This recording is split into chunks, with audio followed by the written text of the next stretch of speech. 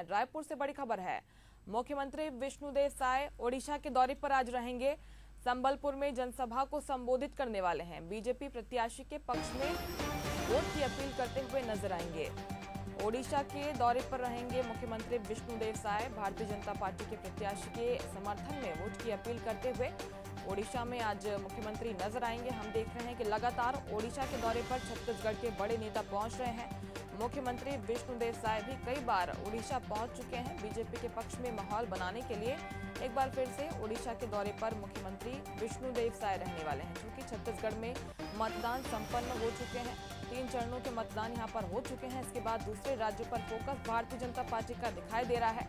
ओडिशा पर हम खास फोकस इसलिए देख रहे हैं क्योंकि सीमावर्ती राज्य है छत्तीसगढ़ का, और छत्तीसगढ़ के जो बड़े नेता है, चाहे भारतीय जनता पार्टी की बात करें या फिर दूसरे दलों की बात करें, तो ओडिशा के दौरे पर लगातार पहुंच रहे हैं। मुख्यमंत्री भी आज ओडिशा में मौजूद रहेंगे। संबलपुर में जनसभा को संबोधित करने वाले हैं।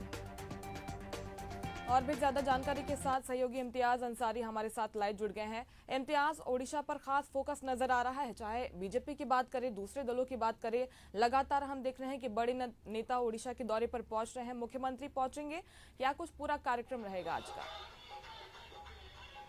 जिस तरीके से छत्तीसगढ़ में लोकसभा चुनाव का समापन हुआ है, उसके बाद छत्तीसगढ़ के जितने भी नेता मंत्री हैं, खास करके मुख्यमंत्री की बात करें या फिर उप मुख्यमंत्री की बात करें या जितने भी मंत्रिमंडल के मंत्रीगण हैं, वो कहीं न कहीं ओडिशा में नजरें गड़ाए हुए हैं और लगातार उनका दौरा रहा है। और आज भी मुख्यमंत्री विष्णुदेव साय का दौरा है, वो संबलपुर में आम सभा को संबोधित करते नजर आएंगे। वहीं जो प्रत्याशी है उनके हक में वोट मांगते नजर आएंगे। अगर हम बात करें अन्य मंत्रियों को, तो ओपी चौधरी से लेकर दोनों उप मुख्यमंत्री भी आज वहीं दौरे पे रहेंगे। और लगातार जो ओडिशा में 5वें चरण का चुनाव होना है, उसमें डोर टू डोर कहीं न कहीं लोगों से मिलेंगे। उसके बाद जो उड़ीसा में तीसरे चरण का चुनाव होना है, पहले चरण का चुनाव 13 मई को हो चुका है और उड़ीसा का दूसरे चरण का चुनाव 20 मई को होना है और तीसरे का 25 मई को होना है। तो कहीं न कहीं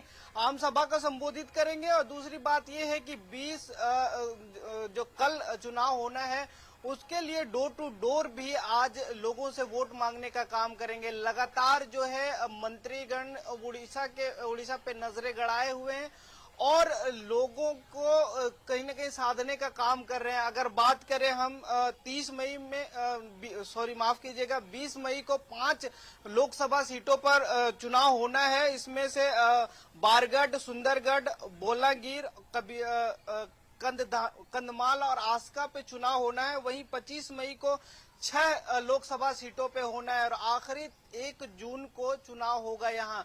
तो लगातार जो छत्तीसगढ़ के मंत्री हैं, विधायक हैं, नेता हैं, वो कमान संभाले हुए हैं। और कहीं ना कहीं जो वहां के प्रत्याशी हैं, क्योंकि 21 लोकसभा सीट है उड़ीसा में, और इन सभी सीटों पर जिस तरीके से यहाँ के मंत्री जा रहे हैं, लोगों से डोर टू डोर 1-to-1 चर्चा कर रहे हैं और बीजेपी के पक्ष में और वहां के प्रत्याशी के पक्ष में वोट मांगते नजर आ रहे हैं। कल जिस तरीके से अरुण साहब से बात हो रही थी, तो उन्होंने कहा कि लगातार हम लोग एक माहौल क्रिएट करने का काम कर रहे हैं और इस बार कहीं ना कहीं जो ओडिशा के सारे सीटें हैं उस पर भी चर्चा हो रही है और ज्यादा से ज्यादा सीटों पर इस बार भाजपा काबिज होगी। वहीं देखना यह होगा कि किस तरीके से इस बार जो 400 पार का नारा बीजेपी दे रही है वो अचीव कर पाती है। हालांकि पहले चरण के चुनाव के बाद कहीं ना कहीं बीजेपी बैकफुट पे भी नजर आई है।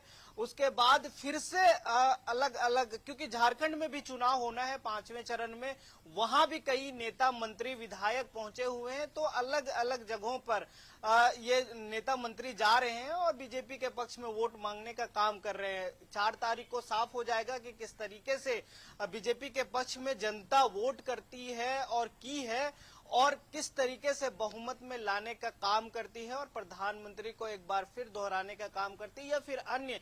बिल्कुल, ये तो 4 जून को स्पष्ट होगा, लेकिन भारतीय जनता पार्टी की पूरी कोशिश है कि ओडिशा को फिलहाल साध लिया जाए और सीधे संपर्क साधने की आज मुख्यमंत्री की भी कोशिश रहेगी। बहुत शुक्रिया इम्तियाज, बने रहेगा और भी अपडेट लेंगे।